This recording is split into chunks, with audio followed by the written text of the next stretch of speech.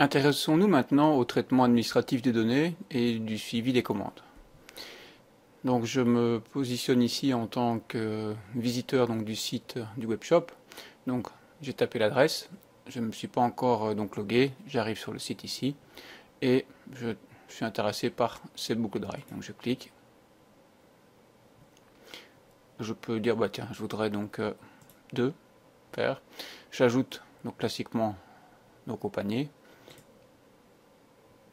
Voilà.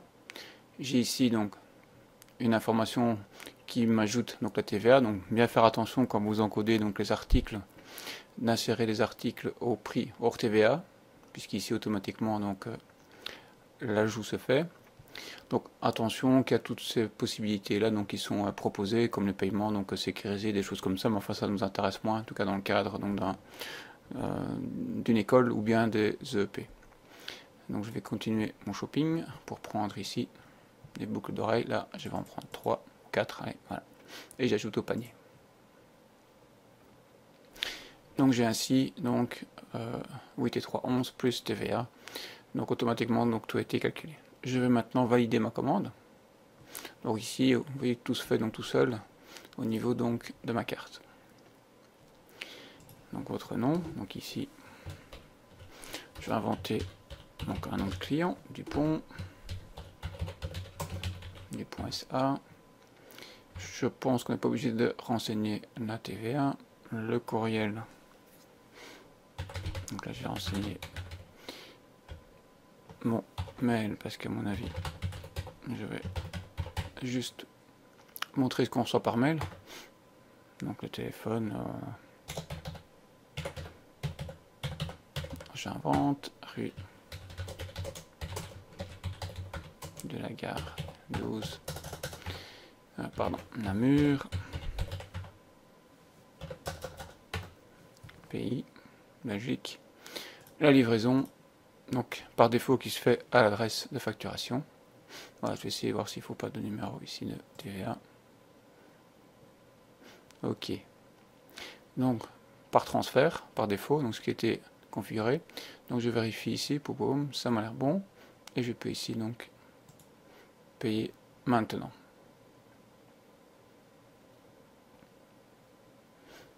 Voilà, donc j'ai ici ma commande. Donc évidemment mon paiement donc est en attente évidemment. Donc je peux ici donc demander une confirmation et une impression donc de ce document-ci, qui pour l'instant donc est simplement donc une sorte de devis, demande de prix. Donc c'est pas encore vraiment la facture principale. Voilà. Donc ça je peux l'imprimer pour l'archiver avec mes différentes coordonnées. Je me place maintenant du côté du vendeur. Voilà, donc je vais me connecter. Donc ici, au mag.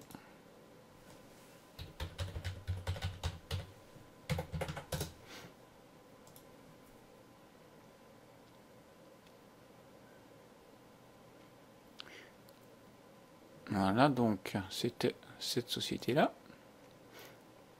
Et on va voir donc maintenant la commande normalement qui nous est parvenue. Donc pour la retrouver, je vais lancer donc le module vente ici.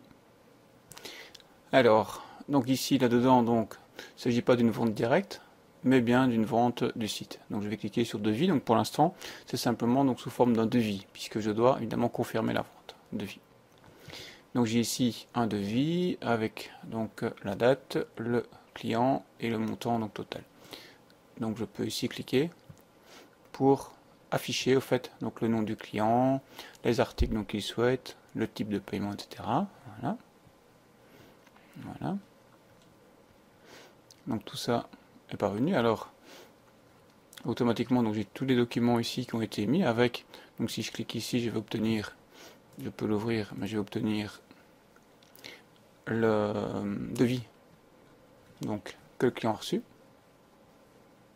Voilà. Ici. Ok. Alors donc ce qu'Odoo doit attendre, c'est que je lui confirme ou j'annule ou je modifie la vente évidemment. Donc je peux simplement déjà cliquer sur confirmer, on peut bien sûr imprimer, donc on peut venir aussi modifier. Donc par exemple pour rectifier, supprimer des articles, etc. Donc au cas où nous sommes en rupture de stock et des choses comme ça, évidemment, ajouter des éléments, enfin il est possible donc évidemment de faire donc plein de choses. Donc, je vais annuler. Donc je vais ici, donc tout simplement ici confirmer la vente.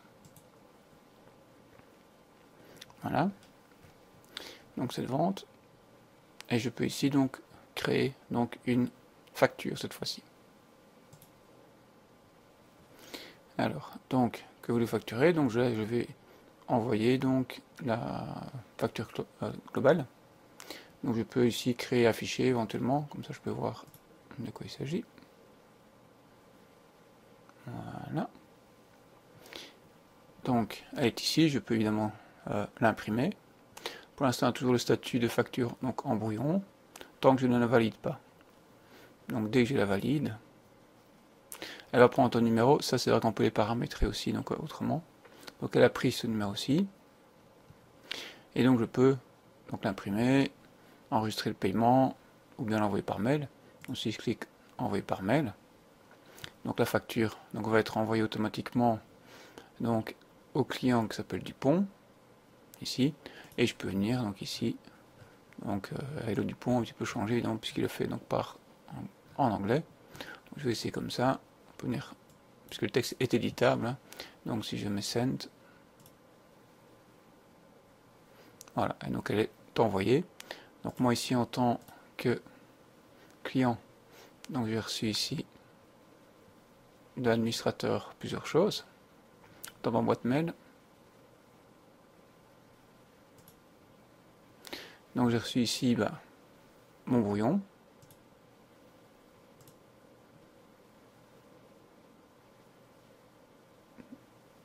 Donc qui était sur le site, hein. Donc ça c'est mon devis. Et puis donc j'ai reçu ici ma facture cette fois-ci, avec donc les différentes informations. Cette fois-ci donc c'est une facture, puis un devis. La facture avec le numéro. Voilà. Alors donc ici, donc à vous de voir maintenant pour l'enregistrement du paiement. Mais donc on peut venir après donc ici enregistrer le paiement et préciser donc si c'est par banque ou par caisse. On va dire par banque, je valide. Et voilà. Donc si je reviens, donc elle obtient le statut de payé. Donc ici vous avez une petite information. Alors si je reviens sur vente, donc maintenant je vais cliquer sur vente, n'ouvre pas le dashboard, sur client. Donc je vais avoir un client qui s'est ajouté automatiquement, donc il était enregistré ici. Donc c'est Monsieur Dupont avec toutes les coordonnées. Voilà. Au niveau des devis, il n'y en a plus. Au niveau des bons de commande, donc il y avait celui-ci qui était donc facturé. Et voilà donc au niveau donc de ma gestion donc des commandes, tout simplement. Avec donc voir un petit peu donc ici le traitement donc qui s'est effectué par le client.